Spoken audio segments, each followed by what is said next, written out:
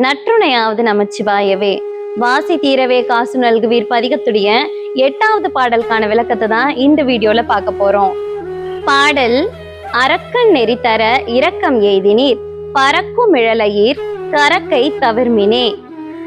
இதற்கான விளக்கம் நான் ஏற்கனவே சொல்லியிருப்பேன். சம்பந்தர் பெரும்பாலும் தன்னுடைய 8வது பாடல்ல ராவணனை பத்தி குறிப்பிட்டிருப்பாருன்னு.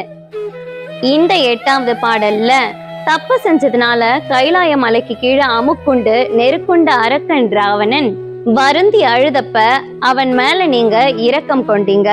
பரந்த இந்த திருவிழி மேளையில புகழுடைய பெருமானே, கரை படிந்த காசை கொடுத்ததுனால உன்னுடைய கொடைத்தன்மை சற்று மறைக்கப்பட்டிருக்கு. நீங்க உங்களுடைய கொடைத்தன்மைய கொஞ்சமும் மறைக்காம முறையான காசை எனக்கு கொடுத்த அருள் புரிவீர்களாகன்னு இந்த 8வது பாடலை முடிக்கிறாரு திருஞான சம்பந்தர்.